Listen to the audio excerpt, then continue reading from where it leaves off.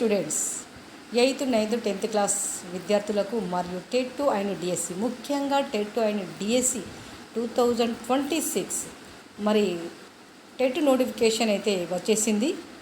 మరి అందరూ టెట్కు ప్రిపేర్ అవుతున్నట్లయితే ఖచ్చితంగా ఈ వీడియోని మాత్రము చూడాల్సిందే.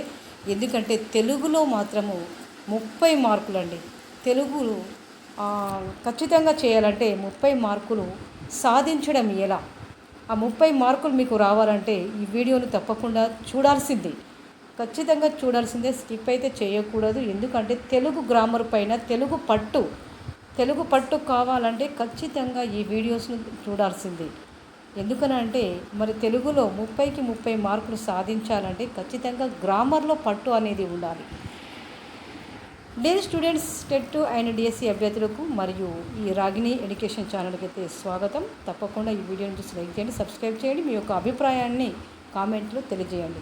మీరు సబ్స్క్రైబ్ చేసుకుంటేనే మరి తెలుగు గ్రామర్కు సంబంధించినటువంటి మరి వీడియోస్ను చూడడానికి అవకాశం ఉంటుంది. తప్పకుండా సబ్స్క్రైబ్ చేయండి. ఎందుకంటే ఎడ్యుకేషన్ వీడియో కాబట్టి అంటే రోజుకు ఎప్పటికీ చదువుకోవడము, మరి ఎక్కువగా పెద్ద వ్యవస్థ కలిగినటువంటి విద్యా సంస్థ కాబట్టి ఖచ్చితంగా చూడాల్సిందే, సబ్స్క్రైబ్ చేయాల్సిందే. తెలుగు గ్రామర్ విషయానికి వస్తే స్వభావోక్తి అలంకారం అంటే ఇది ప్రతిసారి రావడం జరుగుతుంది. టెట్లో స్వభావోక్తి అలంకారము డిఎస్సిలో రావడం జరుగుతుంది. మరియు 8th, 9th, 10th క్లాసులలో కూడా మల్టిపుల్ చాయిస్ కింద మరి ఇవ్వడం అయితే జరుగుతుంది. స్వభావోక్తి అలంకారం అంటే మీకు ఖచ్చితంగా గుర్తుంచుకోవాల్సిన విషయం ఏంటిదంటే స్వభావం అంటే గుణము అన్నమాట. స్వభావము అంటే గుణము, ఉక్తి అంటే ఉన్నది ఉన్నట్లుగా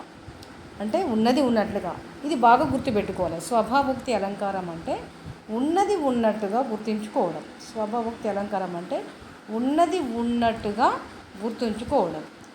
ఇలా మీకు ఖచ్చితంగా దీన్ని ఈ యొక్క అలంకారాన్ని మీరైతే అర్థం చేసుకోవాల్సిన అవసరం ఉన్నది. స్వభావోక్తి అలంకారం గురించి, స్వభావోక్తి అలంకారం అంటే ఉన్నది ఉన్నట్లుగా అంటే జాతి గుణ క్రియాదుల చేత వస్తువు స్వభావాన్ని ఉన్నది ఉన్నట్లుగా వర్ణించినట్లయితే దానిని స్వభావోక్తి అలంకారం అంటారు. జాతి గుణ క్రియాదుల చేత వస్తువు యొక్క స్వభావం, వస్తువు కానివ్వండి, మనిషి కానివ్వండి, ఎవరు కానివ్వండి, వస్తువు యొక్క స్వభావాన్ని ఉన్నది ఉన్నట్లుగా వర్ణించినట్లయితే దాన్ని స్వభావోక్తి అలంకారం అని అంటారు. ఉదాహరణకు ఇక్కడ చూడండి, ఉదాహరణ ఇవ్వడం జరిగింది. చేత వెన్న ముద్ద చెంగల్వ పూదండ. చేత వెన్న ముద్ద ఎలా ఉంటుందట? చెంగల్వ పూదండలాగా ఉంటుందట. అంటే ఉన్నది ఉన్నట్లుగా, అంటే లేనిది ఉన్నట్లుగా చెప్పడం కాదు, ఇక్కడ ఉన్నది ఉన్నట్లుగా మరి వర్ణించి చెప్పడం జరిగింది కాబట్టి ఇది స్వభావోక్తి అలంకారం అంటారు. బంగారు మొలత్రాడు పట్టుదట్టి అంటే ఉన్నది ఉన్నట్లుగా. సందె తాయతులను సరిమువ్వ గజ్జెలు. చిన్ని కృష్ణ నిన్ను చేరి కొలుతూ. పై ఉదాహరణలో చిన్ని కృష్ణుని అందాన్ని సహజంగా ఉన్నది ఉన్నట్టుగా వర్ణించడం వల్ల మరి ఇది స్వభావోక్తి అలంకారం అనేది కావడం జరిగింది. ఇక్కడ చూడండి, చేత వెన్న ముద్ద చెంగల్వ పూదండ బంగారు మొలత్రాడు పట్టుదట్టి సందె తాయతులను సరిమువ్వ గజ్జెలు. చిన్ని కృష్ణ నిన్ను చేరి కొలుతూ అని కృష్ణుని యొక్క అందాన్ని సహజంగా ఉన్నది ఉన్నట్టుగా వర్ణించడం జరిగింది కాబట్టి దీనినే స్వభావోక్తి అలంకారం అంటారు. స్టూడెంట్స్ తప్పకుండా చూడండి, మధ్యలో స్కిప్ చేయకండి. ఇది వింటేనే మీరు ఖచ్చితంగా ఏదో ఒక రోజు ఇది విన్నా కదా, అరే స్వభావోక్తి అలంకారం అంటే మరి నేను ఈ వీడియో విన్నాను కదా అనేది గుర్తుకు వచ్చి కూడా మీకు మార్కు రావడం అనేది జరుగుతుంది. ఈ విధంగా దీనినే స్వభావోక్తి అలంకారం అని అంటారు. ఉదాహరణకు నేను చూశాను నిజంగా తల్లి లేక తండ్రి లేక తిండి లేక ఏడుస్తూ ముంజేతుల కన్నులు తుడుచుకుంటూ మురికి కాలువ పక్కనే నిద్రించిన 3 ఏళ్ల పసిబాలుణ్ణి.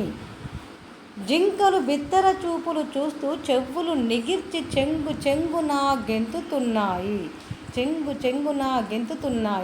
శివాజీ ఎర్రబడిన కన్నులతో అదిరిపడే పై పెదవితో ఘన ఉంకారంతో కదలాడే కనుబొమ్మ ముడితో గర్జిస్తూ పూజించదగిన స్త్రీని బంధించి అవమానిస్తావా అని మరి సోన్ రేవుని మందలించాడు. ఇక్కడ చూడండి, ఉన్నది ఉన్నట్టుగా నేను చూశాను నిజంగా తల్లి లేక తండ్రి లేక తిండి లేక ఏడుస్తూ ముంజేతుల కన్నులు తుడుచుకుంటూ మురికి కాలువ ప్రక్కన నిదిరించిన 3 ఏళ్ల పసిబాలుణ్ణి.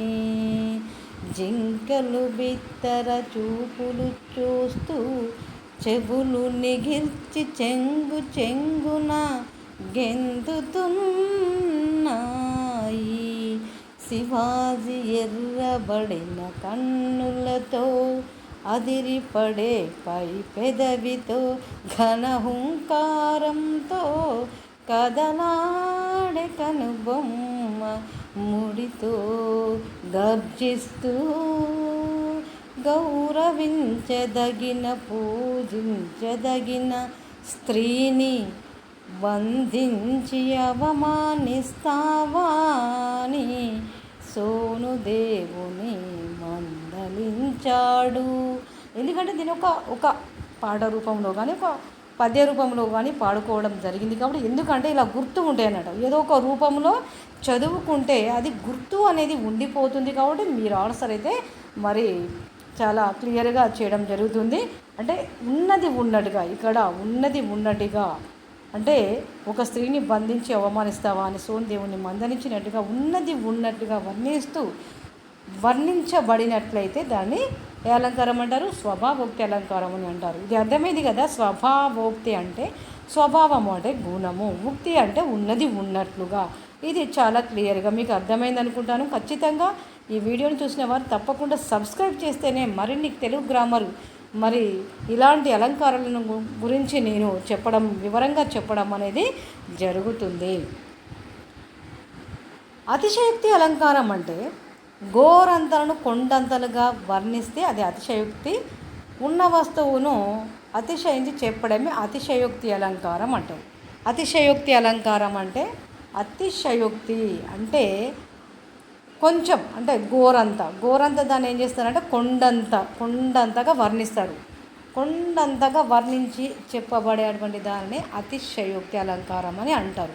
అంటే ఉన్నది ఉన్నట్లుగా వర్ణించి చెప్పబడితే దాన్ని స్వభావోక్తి అలంకారం అని అంటారని తెలుసుకున్నాం కదా. మరి అతిశయోక్తి